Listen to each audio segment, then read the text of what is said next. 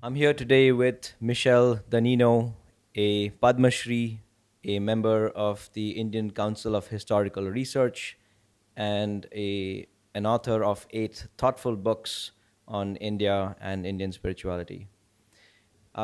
Michel, I'd like to begin by asking you how could we cast new eyes on ancient India?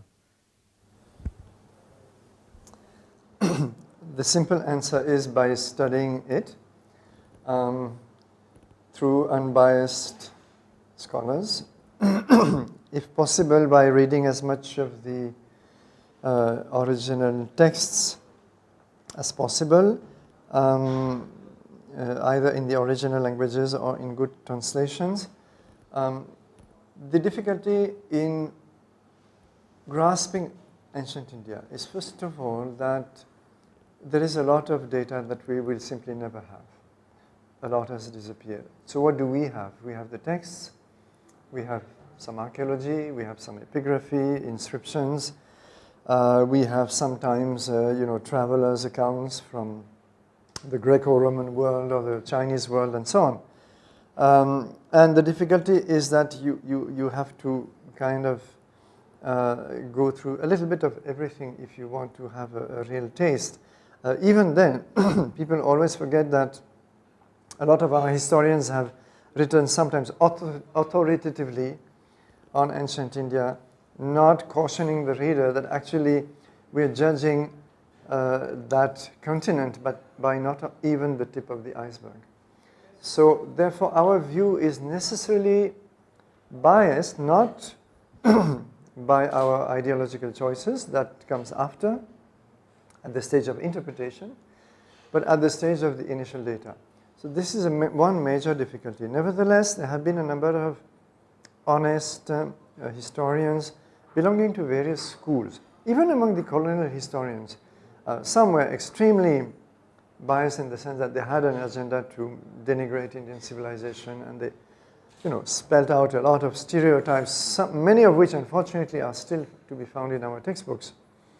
But there were a few who were, who had a much, for example, Elphinstone, even to some extent Vincent Smith. They had a slightly more open disposition towards India as a civilization. So then, you had the counterweight to the colonial school, which was the nationalist school, and there's still a lot of very, very valuable readings to be had from that school. But then also their data was severely limited, and quite a lot more came to light in following decades. Then we've had what can broadly be called the leftist school, for lack of a better word. Some people call it Marxist, but not all of them. Kosambi was avowedly Marxist in the sense that he pioneered the Marxist interpretation of the evolution of Indian society, something which now is pretty much obsolete, because this was very simplistic in many ways, though he did bring some useful perspectives. Apart from that, we also forget that we have a number of historians who do not belong to any particular school. And they are what I call the middle-of-the-road historians, who do their honest job quietly and not trying to impose any ideology whatsoever. So now the difficulty of the average, intelligent Indian, but not well-versed in this world of scholarship, is what should I start reading? Where do I start? And that I was emphasizing the historical part, but then there's the whole cultural part. And the whole cultural part is another ocean where, and there's a bit of course, overlap between the two, where you are lost again among hundreds and thousands of schools of thought, schools of spirituality, texts, of course, interpretations of these texts, etc. So India is, much vaster, richer, culturally speaking, than the whole of Europe put together, because it has all these thousands of years before. That makes the exercise very, difficult and complex. On that note, what would you say is India's true swabhava? What could India rightfully claim as her heritage and gift to the world? Um, this is something on which a lot of great Indians in the late 19th and 20th century have written. I have, of course, in mind people like Swami Vivekananda, Sri Aurobindo, Tagore, to some extent, and lesser known intellectuals like A.K. Kumaraswamy, for example, Ananda Kumaraswamy, and quite a few more. And they had, and of course, some of our great freedom fighters, Sri Aurobindo was one of them, like Tilak, like Bipin Chandrapal, and many more. And even somewhat radical freedom fighter like Subhash Chandra Bose had a certain vision of Indian civilization, and he wrote at some point that this is what we must fight for, to salvage that civilization. So he did not use the word spirituality and so on, though he was not an atheist either. But this vision has been there, that this is a civilization. It's not a small nation in the modern sense of the term. And this vision is something that is easy to lose sight of, especially when you do micro studies of what happened to this particular caste or this particular region. You may lose the overall vision of India as a civilization with a certain foundation, which of course Sri Aurobindo tried to spell out. There is no doubt that there have been certain choices, cultural choices, which have influenced India's development historically and socially often in ways which are very complex and cannot be summarized. So when you, for example, if you hear someone say, woman was suppressed in ancient India, it's a ridiculous statement to make. Because for one example, you can give as many counter examples as you wish. So this is the kind of statement which is absolutely unhelpful, because you can never make any general rule about India. You have to first of all respect that complexity. But within that complexity, there is at the same time a certain fundamental unity which gave this stamp to this civilization. And with this rich complexity, how would you think we could approach history, and how should it be approached in our school system, and what would you suggest should be changed in the way we currently look at it?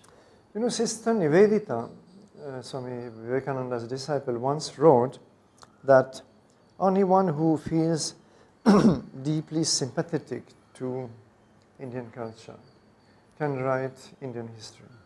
This is something which, of course, our leftist historians would not agree with, because they don't have such a sympathetic feeling at all.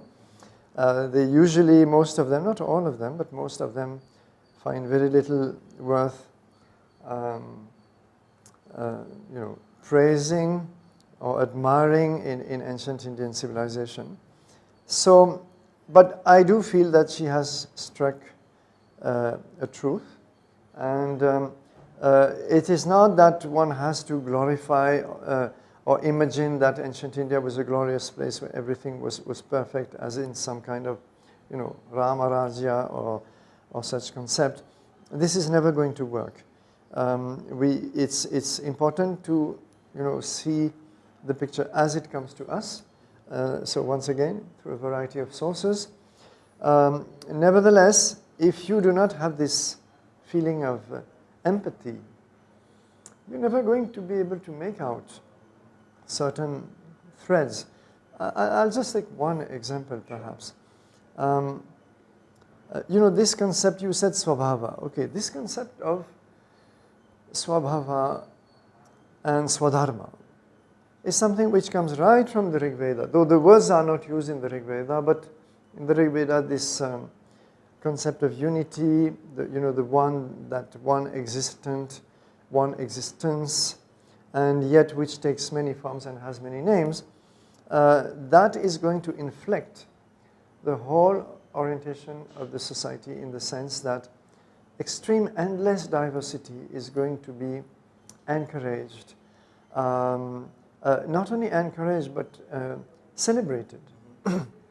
And there will never be attempts, as there were in Europe, especially in medieval Europe, to have one school of thought, one religion, one book. All of this is never going to work in India. And we don't have a single ruler ever attempting to impose on his population a religion or a school of thought or whatever. So we can see there the cultural root of this historical manifestation in the society, or shall I say cultural manifestation in the society, which will have a great impact in Indian history, obviously. So you have to be able to trace these cultural choices which this civilization made. Every civilization has made cultural choices. The Greeks made, the Egyptians made. They were not the same. It's not a matter of saying this one is greater than the other one. It doesn't matter. All are great in their own ways. All have had shortcomings. All have had dark spots.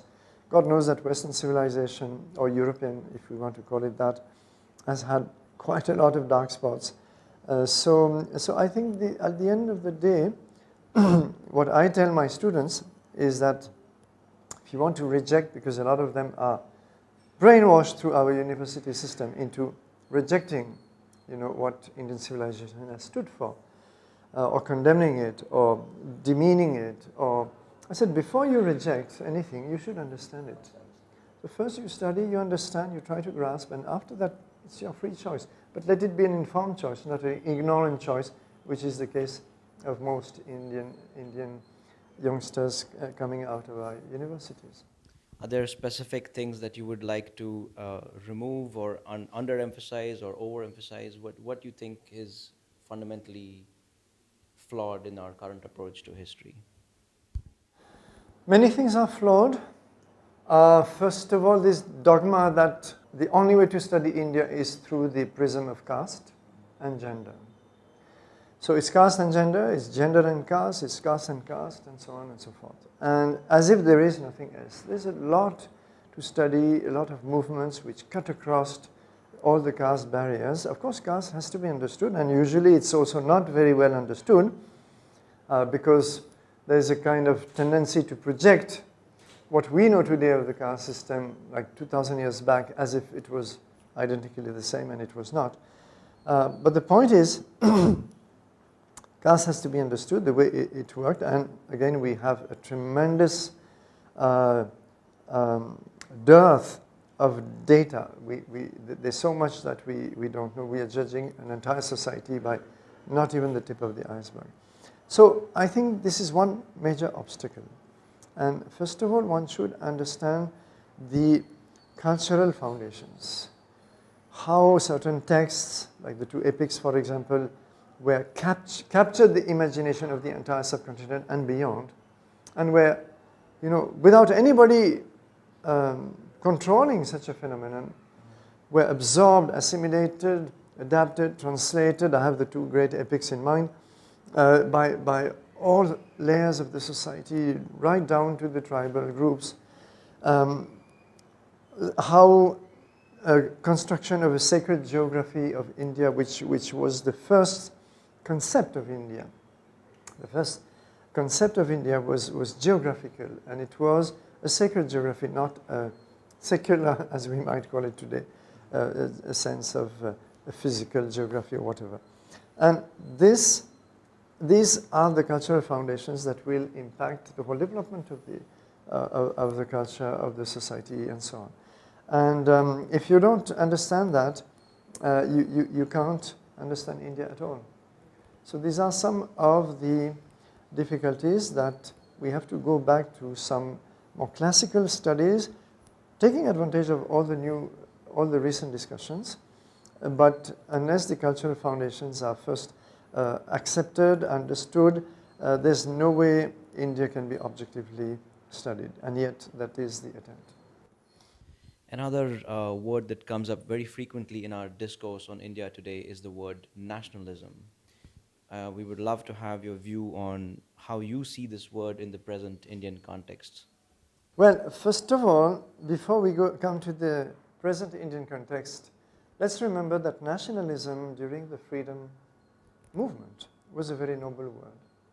It was the word that Tilak used, that Sri Aurobindo used, that even Tagore at some point, though he a little later departed from it, but all our great freedom fighters used it. And they had a certain vision of what it meant. And of course, and this vision was not simply India minus the British. No. It was India on different foundations, which were to be, in a nutshell, the ancient foundations, but recast in a new mold, because none of them was narrow-minded enough to want to simply go back to the past, which is not possible. So I think this was the vision. This was what our freedom fighters fought for, and what was precisely not envisaged as part of the program of Free India, because Free India turned its back on that vision.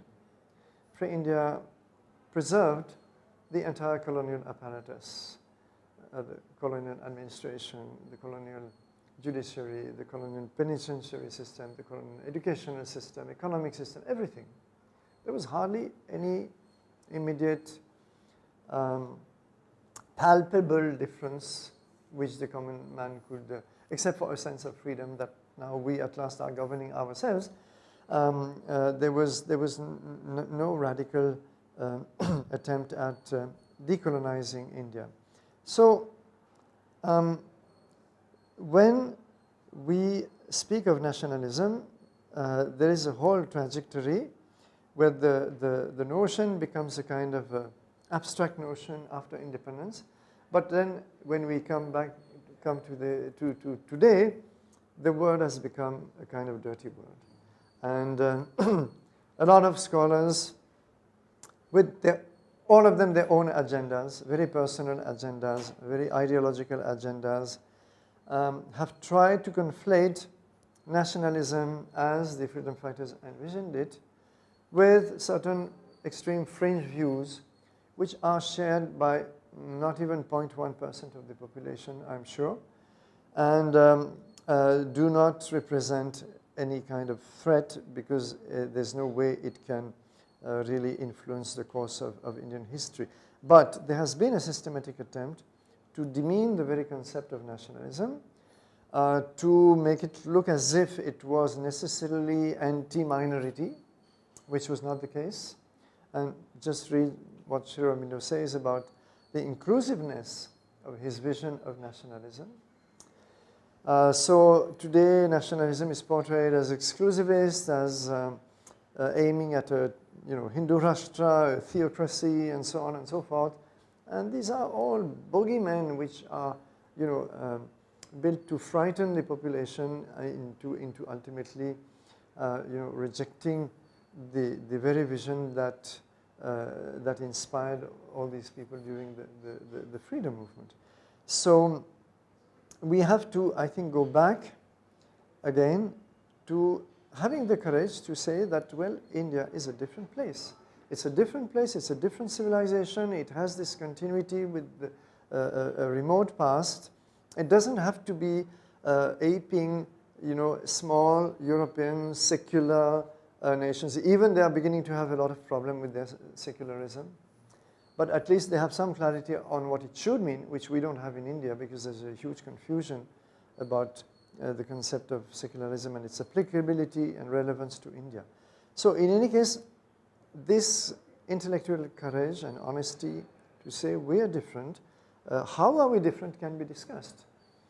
In what ways this difference should manifest itself, say, in our constitution, all that can be discussed. But this silly concept that the model for India should be Westminster democracy and the historical development of secularism in Europe, which is absolutely not applicable to the Indian context.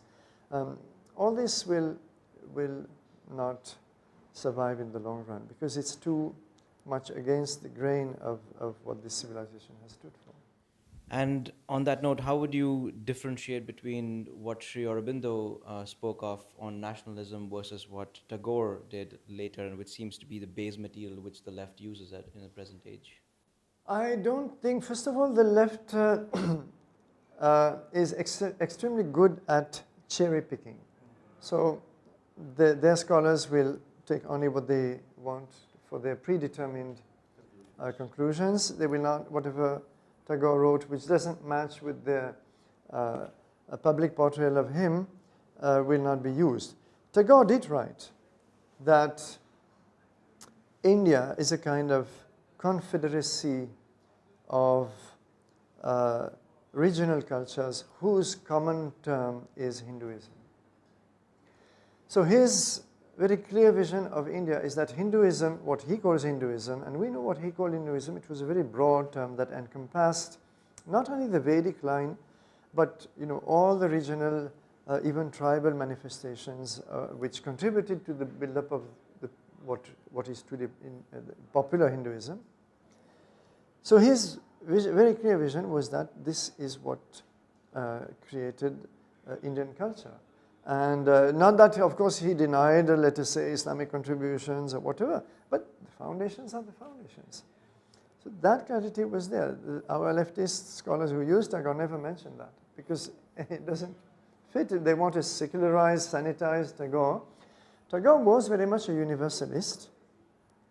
He didn't want any narrow definition of nationalism. He was perturbed by certain extremist form of fight for freedom, but we do know that otherwise his sympathies were for the freedom movement, provided it was broad enough, broad-based.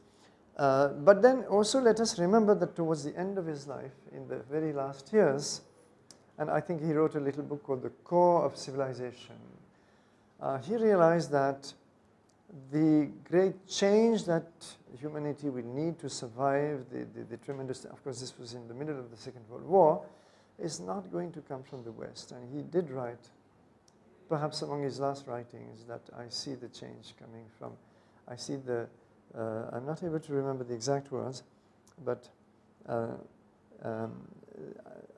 see the voices that are needed to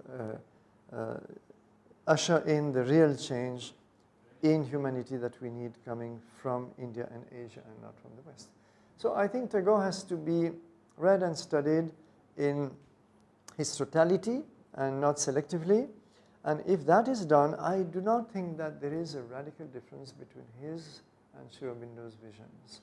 It's only a matter of formulation, but at bottom, I think they shared very much the same. Thank you. I also want to bring in front of the camera a beautiful new book which has been brought out by Professor Danino. This, in a sense, was originally published perhaps 25 years ago. It's called Sri Aurobindo and India's Rebirth. And Michel, congratulations for this new book launch. And thank you again for this wonderful interview that you've provided with us.